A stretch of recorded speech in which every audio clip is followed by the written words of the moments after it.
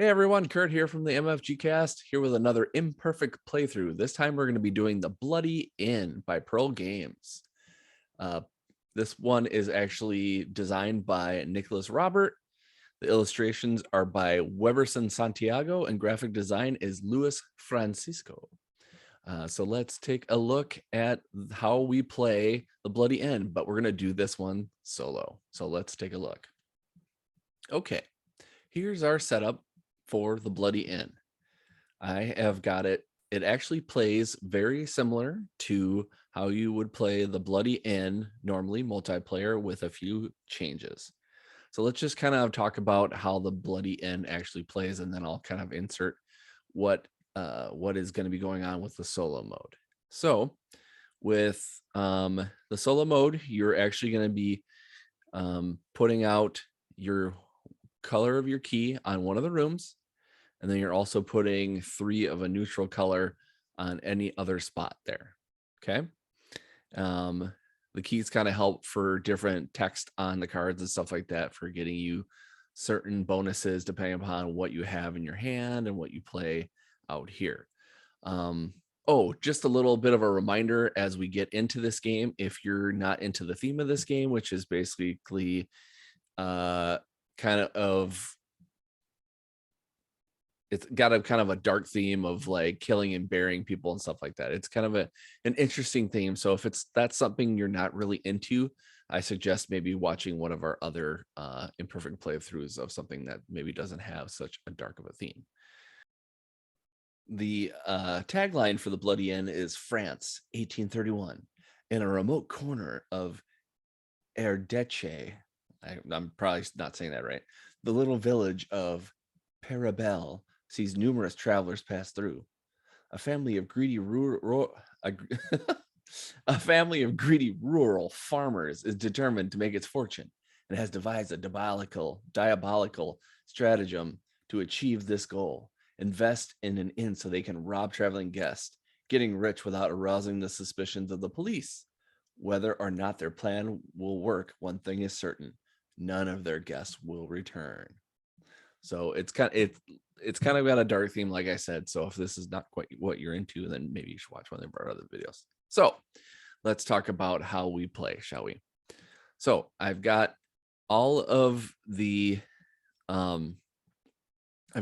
guests filling all of the rooms. Okay. And then what you do is you actually start out with 2 of your peasant cards that actually work at the end. So you're going to use those to help pay for certain things, and there's ways to do that during the game, and I'll kind of go through what the phases are. So the first thing that we do is what I talked about, is filling the room. So what you're going to do is you'd actually take the top card, and I've already done this before. I've already done this for the first kind of round of it, but I just want to tell you guys how exactly I'm doing it. So you take the top card out of the entrance and you'd place it in any part of the inn, and then consistently you would still fill until everything was full here. Okay.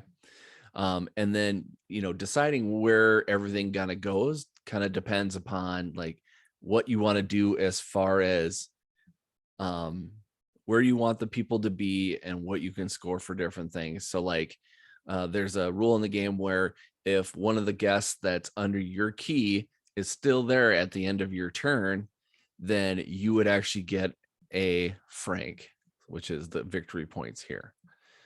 And then there'll be other things that kind of, the text on the card will kind of decide like other things that will help you, get more money and do more like have more boons and kind of be able to kind of work on doing things. So there's that's your first phase, is filling all the rooms until everyone is filled up. Then phase 2 is your player action. So this is the actions you can take during your turn. So one of the things you can do is you can bribe a guest. So what you're going to do is you're going to use the cards that you have in your hand. You start out with the 2 peasants in a solo game, and then 2 peasants are in the I always forget what they call this one. They call it the bistro is what they call that. So what's happening there is you've got those that you can use too eventually if you get them. But so bribing, I guess, what you would actually do is you'd take your cards and you'd use them to basically kind of bribe the other people into getting them into your hand. So it depends upon the number that's on these little annexes, is the little houses or annexes. So depending upon what the number is, you'd have to use cards in your hand to be able to bribe them and get them into your hand. Okay. With a one little special detail. If you have one of these blue cards, which is a bribe kind of focused person, it's got the little money on it. If you actually had that in your hand and you were using it to bribe someone else, like say I just wanted to bribe the brewer with these 3 cards, instead of putting these cards in your discard pile or putting cards in your discard pile to bribe, if you have one of your characters that has a bribe card, you actually keep those into your hand. So it's nice when you're wanting to do certain things that if you have a certain type of that card and you're recruiting or using those people of the same, then you would, or doing that action, I'm sorry, then you would actually be able to put those back in your hand. You wouldn't have to waste them into the discard pile or the outdoor. Another thing that what happens too is if you use the peasants, instead of putting them into your discard pile, you actually would put them back into the bistro. Okay. So that's one of the actions you can do is you can bribe and get anyone that's out in the rooms. Okay. Another thing that you could do, another action that you can do in the game is you can build an annex, which are these houses. Okay. And the times that you can do the way you can build an annex is the same thing you would do with paying to bribe, except for you'd have to have the card in your hand and use the cards to build that annex. So if I have this concierge and it is 2 to build that annex, I would have to use 2 other cards in my hand. So then in this instance, I take the concierge, I put it there, I take the 2 peasants, and I put those in the bistro. Otherwise, if I had other cards that I had recruited like this, the normal ones, they would go in your discard pile. Okay. So then I would have an annex here. Well, what does the annex do? It does one of 2 things. So first of all, what the annex would do is you have an amount on here now, the 2, where you can actually bury dead bodies. Well, and that's kind of dark, but that's part of the game. And I'll kind of talk about how we kill and bury bodies here later. But once you have it out, you're going to have the ability to bury 2 bodies under this house or annex. Okay. But also what you do is you get to use what's the flavor text too. So like for this blue one, it says immediately place a room service token next to a key token. From now on, when a guest rents this room, immediately gain money equal to its rank. So that gives you a little bit of boon for later. And once these stay out, the annexes, you can only fill them up, with 2 people underneath them. And I'll kind of talk how that happens later, but these stay out for the rest of the game, and you have that little boon to kind of help with the rest of the game. And there's a bunch of different cards that have a bunch of different things to kind of help out. And it usually has to do with, kind of what the card is. So like this one is kind of talking about the people in the room. So it's like the bribery is about, trying to get people and stuff like that. So this is kind of like part of that. One of them like this, this purple one is like has to do with white key tokens and stuff like that. And there's a lot of different flavor and a lot of different text that will help you get more points in the game. Okay. Another thing you can do is kill a guest. Okay. So just like you would do with anything else, you pick, except for on this one, you actually pick someone in a room.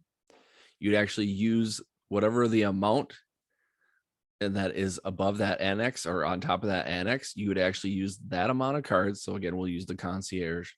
You'd get rid of 2 cards. You would actually kill the concierge. And what you do is you'd flip it and you'd place it here. So technically you have a body that hasn't been buried yet.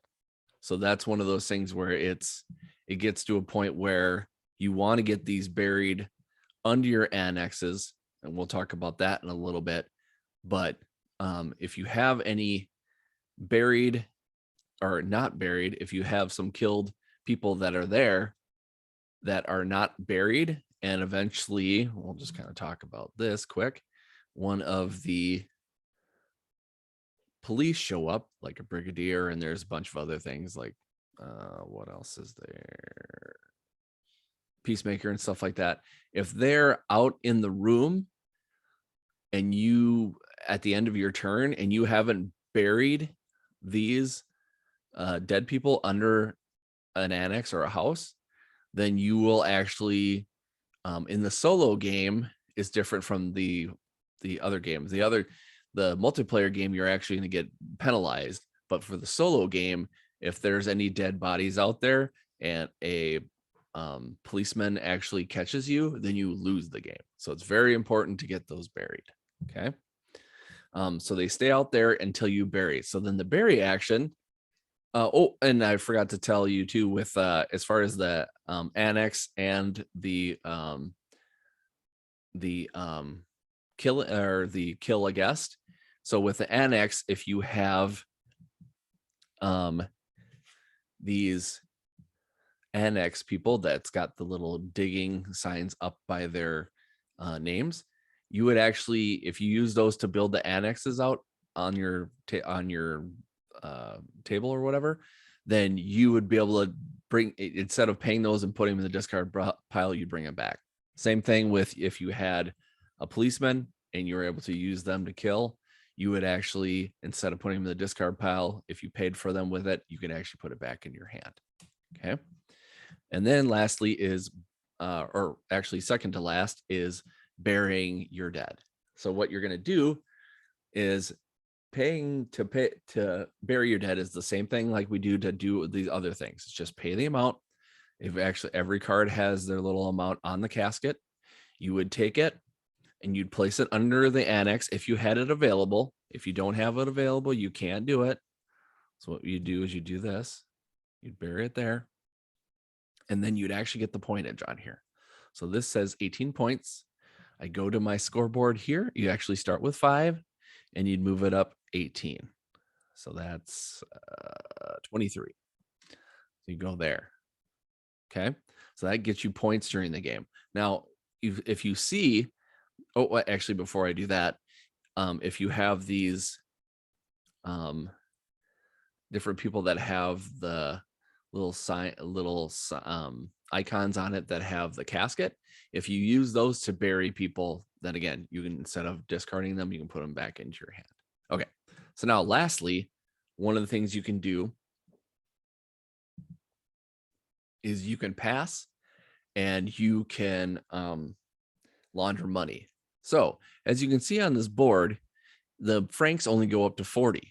So on this board, you technically can't go any higher than 40 points or francs, even if you buried a body at that turn and you got to a point where it's like say like I did here and I got 26, so that'd be 49 or something like that. So I can't go past 40. I'd have to go right to 40 instead. So on your turn, what you can do is you can actually do a pass and launder money. So you start with 10 francs. You start with 5 francs on the board here. But once you get to a certain point, like say I'm at 35 here, 35 francs, what you can do is you can do the pass and launder money. And what the launder money does is you actually can, as many times as you like, move your thing, you move your little player marker down the track until you get to a point where you want to just get as many tokens of 10 francs that you want. So like say I have 35, I go down to 15, I can get myself 20 francs. So I'd actually go in this pile of francs that I have off the screen. I'd give myself some francs here, and I actually have money to kind of use for myself for getting points for the game. Also, what you can do for francs too, and for the pass mode too, is like say like later in the game, I'm down to one franc, and eventually here I'll talk about you have to pay for different cards in your hand that you have. So say I don't have enough francs to pay for that. And instead of taking a turn to do anything else, I would do that pass and launder money again. Except for this time, what I do is I take this 10 francs token and I'd put it back into the pile. And then I'd move myself up 10 francs to have that to pay for later. Okay. So those are all the actions you can have in the second phase. Okay. Into the third phase is the morning phase, which is like after the night phase where all the dirty deeds have been done. You do a police investigation. So kind of what I talked about before is you have to make sure that if there are any policemen on this board, that you got to make sure that you have your dead bodies buried. Otherwise, in the solo mode, you lose the game. And a thing that's cool though, which I think is kind of interesting and fun, is that if you get to a point where you feel like you're kind of in trouble and you don't have enough to bury one of your dead, before the police investigation happens, you can actually pay what you can with coins and checks,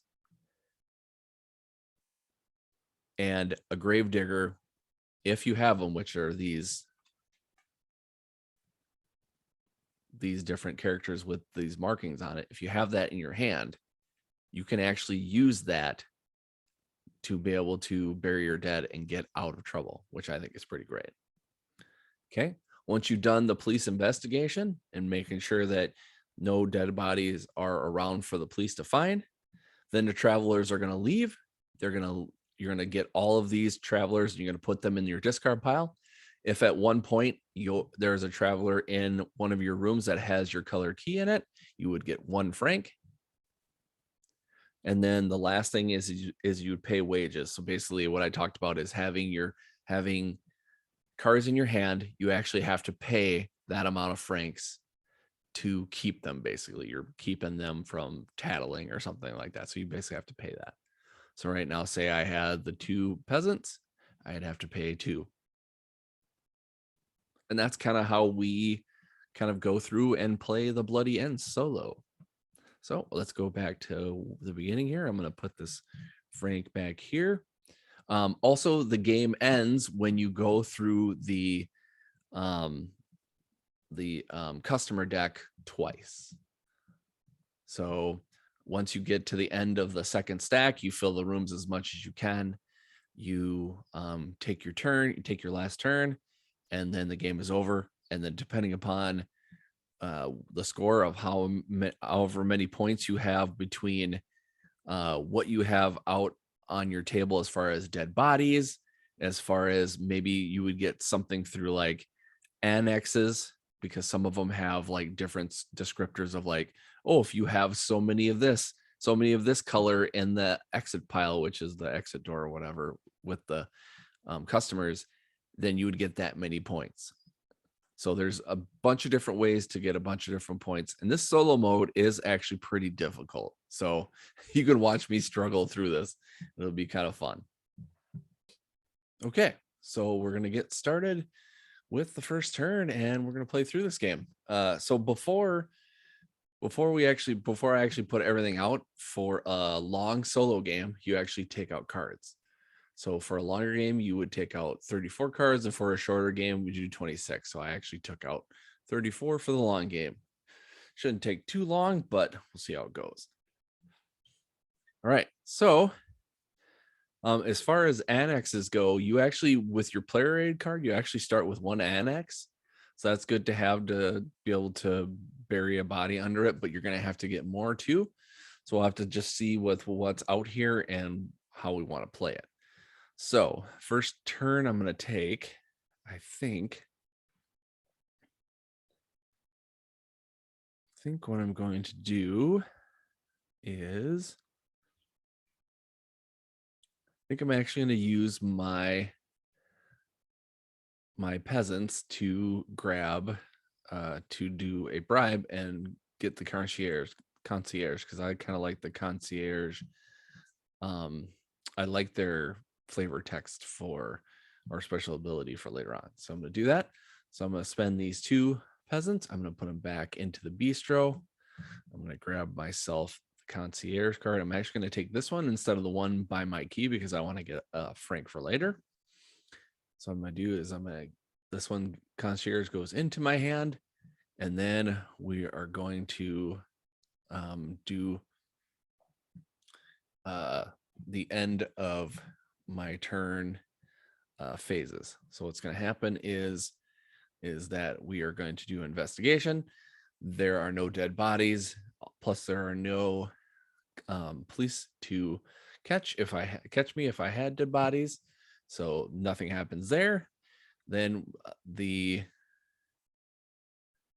guests are going to be leaving. So what I will do is I'll actually be able to get 1 franc for a guest in my room. So I'll go up to 6. I will clear the rest of these guests.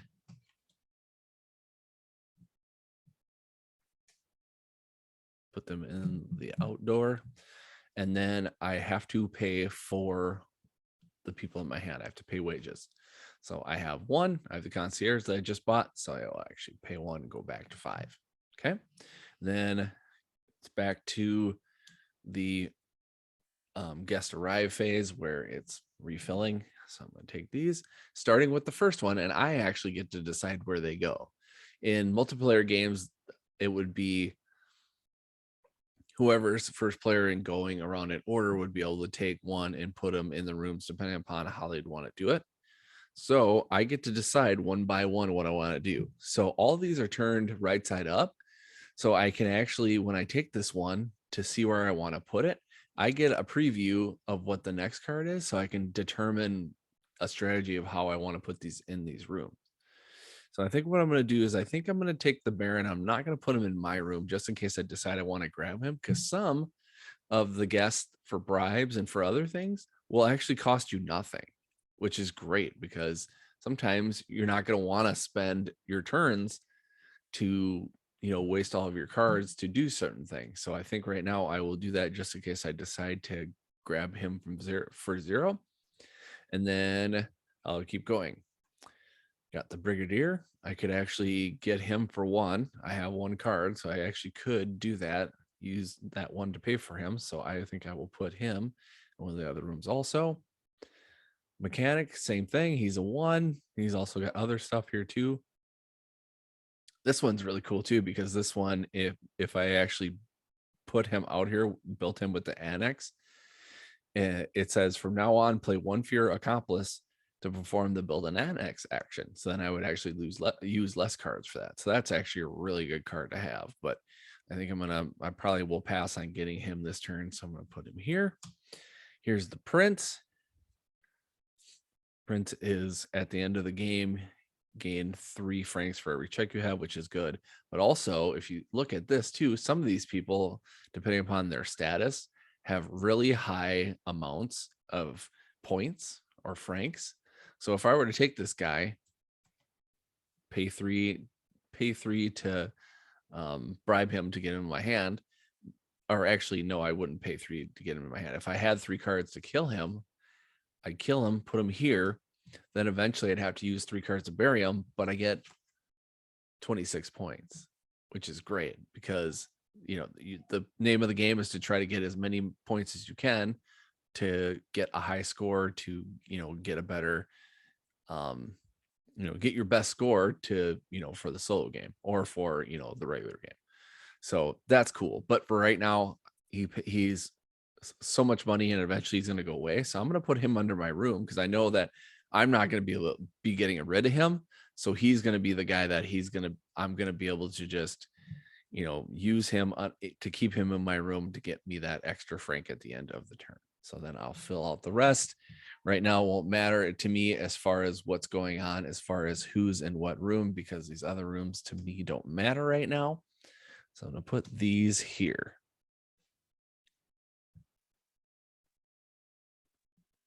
One of the things I forgot to say is that when you're actually doing the bribery phase, you can actually bribe the peasants and you can take one or two of them basically for free because they have that little 0 on there.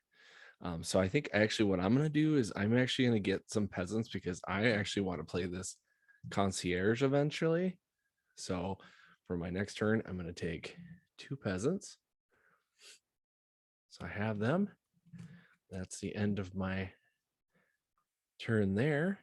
So then we're doing the investigating. There's nothing happening because again, don't have any buried any dead bodies. Even though there is a brigadier there. I still have somebody in my room, so I get a franc, and then I have to pay for who I have.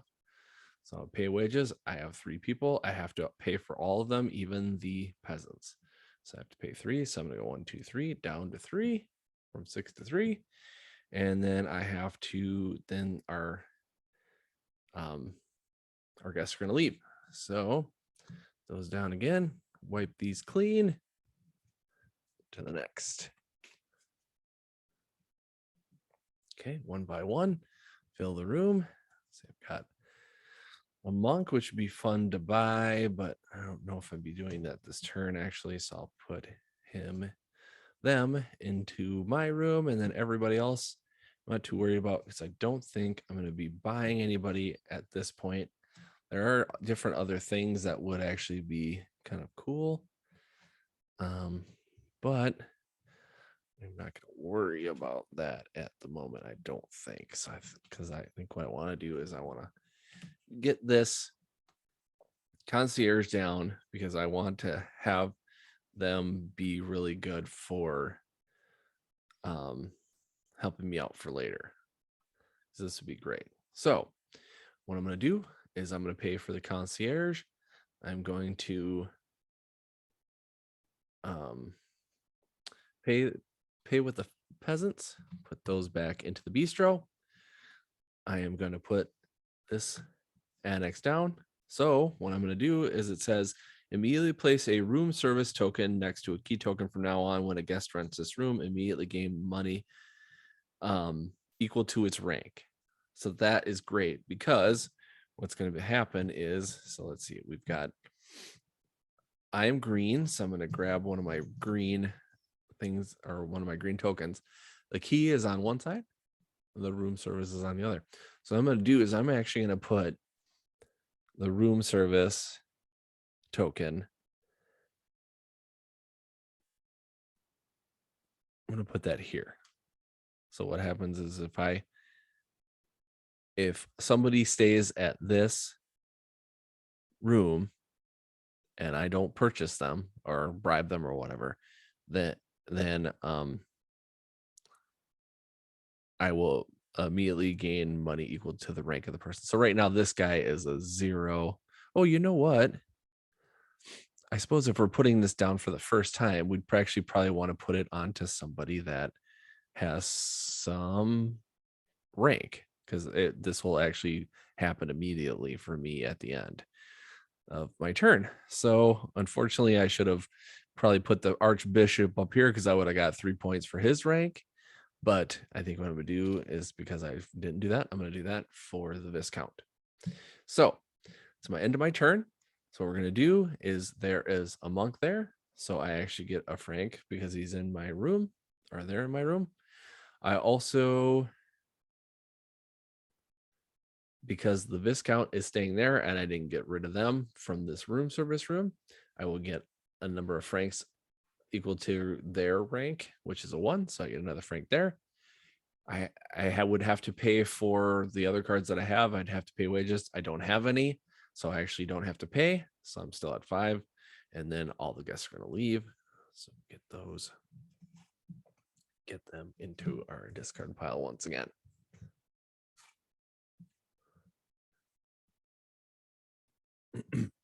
Okay. So now starting with count, I can start putting them in rooms. So I don't think I'm going to end up bribing the count. So I think I'm going to put them in this room because I think that once they rent at the end, I'll be able to get 2. The highest that you can have for a rank is 3, and I don't know if I'm going to have a rank of 3 at the moment. Oh, you know what? I changed my mind. I'm going to put them in my room because I'll still be able to get a frank for them being in my room. I'm probably not going to grab them because I don't have any cards in my hand right now to do the bribery. So I think I'm going to start just putting other ones out until I boom, just like this, get a 3. So I'm actually going to put that one in the room service room so I can get those 3 francs at the end of my turn. Have it there. Count there. Representative. Mechanic. And the major. Look at the major. He's got a 3 rank and he's got 26 if you off him, which is pretty insane if you think about it. And I apologize. I got my dog running around, so you're gonna hear some clip clapping of toenails. I apologize. And shaking of a head. Hi. Thank you for interrupting my playthrough, you silly boy. All right. So now, because I have no cards in my hand, I have to bribe. Unfortunately, there are no free briberies up in any of these rooms. So what I'm going to do is I'm going to take 2 peasants just because I think I'm going to need that buying power basically. And then it's the end of my turn. So I will get a franc for someone staying in my room. I'll get 3 francs because of the rank in the room service room. 1, 2, 3. And then I have to pay wages, the 2 for my 2 peasants. And then bye-bye, everyone. It was nice to see you. We're going to have a nice trip. We're going to put you back into the discard pile. All right. So I have to fill up again. Oh, looks like the butcher is a 3. So we're definitely going to put them in my room service room to get a good rank there. The Viscount. I don't know if I'd necessarily get them, but I'll put them in a different room anyway. Representative. Maybe put those here. I have a lot. I have some options that I want to do because I have a decent amount of annexes. I have 3 that I can bury people in to get more points and stuff like that. But also I could possibly build more annexes and stuff like that, or get bribe people into my hand to help them out with other different things. So I'm just going to keep going here. Let's see what else I got here. I got do the representative here in my room because I don't think I want them. Then we've got a brigadier, we've got a peacekeeper, and we've got a habit. Okay. So it looks like for me, my choice as far as the killing of a person from a guest from one of the rooms is out, because even if I took out like the peacekeeper or the brigadier, there would still be 1 policeman left to catch me when I have that dead body just laying there, because I can't kill a guest and bury their body in the same turn. So I would actually get caught by the police and my game would be over. So that would be pretty pointless. So I have to do one of the other actions where I can either bribe, I can pass and launder money, I could, that's pretty much all I can do because I don't have a card in my hand besides these peasants, so I wouldn't be able to build an annex. So let's see. What would I want to do here? What would I want to do? I think to kind of help me out for future rounds, which this is actually our future turns, because this is almost at the end of this first deck and I haven't really scored any points at all. I think what I'm going to do is I'm going to grab this novice for free. It costs me nothing. And then also what will happen is if I decide to bury a body, I can actually not pay this card into the discard pile. I can keep it into my hand to bury a dead body if I'd like. So I think I'm going to do that. So that means my turn is over there. I get the 1 franc for the representative being in my room. I also get 3 more francs because the butcher is in the room service room, but then I have to pay 3 for the 3 people I have that are basically working for me. Okay, then I will wipe out the people in the room because it's morning. Good morning. You have to go. We have to invite some other people to murder. No, possibly not. All right, so we get to fill again. Okay, so the difference between filling the first stack and filling the second stack. Once you get to the second stack, if you don't have enough to fill the rooms, you just fill them as you can, and then you play out the round, and then or play out your turn, and the game is over. But in the first stack, you can actually fill out the cards that you have in the stack, and then any other ones you'd shuffle this discard pile, and then you put them back here, back into the second stack, and fill as you can. So that's what I'm gonna have to do. So starting with the mechanic, I think what I'm gonna do is I'm going to put the mechanic. I think I'm gonna put them here because I think I might grab them depending upon what else I have. Maybe not. I don't know. The cultivator, I don't think they really are going to be a great one to have, so I'm just going to put them there. The grocer is a 3. Of course, I want to get that sweet bonus of getting those 3 francs of them being in with the room service, and then I'm going to fill everyone else out as I go. So the discount's going to go there. Then I have to reshuffle these cards, so I'm just going to do this off screen just so it's kind of out of the way and not messing everything up.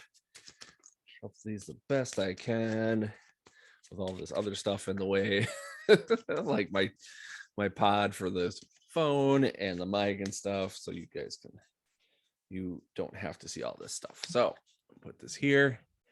Got them all reshuffled back again. So we'll go to the next ones. Discount will go there. Again, I don't really care about these other people going to the other rooms because it won't really matter at all in my game that much. Okay, so got to that. Okay, so now looks like got lots of people out here and lots of options. Okay, I'm getting to the point now where I'm gonna have to really get some points here because now we're getting to the second round or the second go through of this stack, and I need to get some points like quickly. Otherwise, it's going to get to the point where the score at the end is not going to be great. So I think what I'm going to do, and it's going to be against my best judgment, but I'm going to do it just so I can get some monster points, is I'm actually going to take all 3 of these cards where I'm going to have to take the 2 peasants, put them back into the bistro, and the novice in the discard, and I'm going to kill this grocer. It would give me francs at the end of my turn, but I want this big amount of this 26 francs, but I have to bury them. I have to bury this person first. So unfortunately, they're going to stay here for a while, and I won't be able to bury them just yet. But I'm hoping what I can do is I can, this next turn, get some cards to help bury them so I'm not in trouble, getting in trouble by the police. So I get 1 franc for the cultivator. I don't have to pay wages because I don't have anything in my hand. I don't have anybody at that room service room, so I don't get any points there, unfortunately. But then everybody else is going bye-bye for the night or in the morning, because checkout is promptly in the morning. Okay, so then I have to decide where my characters go again. So I have a monk. I don't necessarily think I want the monk because I don't have anything to pay for them. So I'm going to put them there. I'm going to put the brewer in the room service room because I want to get those francs. Concierge, I'm going to put there. Monk, put there. And everyone else put around. And look at this. So I've gotten to the point where I am in big trouble because I have a peacekeeper and I have a brigadier. So I would have to, in this one turn, I would have to be able to bury this person, which would cost me 3. I don't have anything. Okay. So unfortunately, if I would have had one of these gravedigger cards, I would have been able to pay in francs in these checks. and in these francs to be able to bury it. But unfortunately, I don't have one of those. So I actually can't pay that to bury this guy. And hence, because of that, even if I were to use cards to kill one of these policemen, I would still have one that would trap me. So I don't really have much of an option now. So what's going to happen is that I am I'm not going to take my turn. I'm actually going to pass.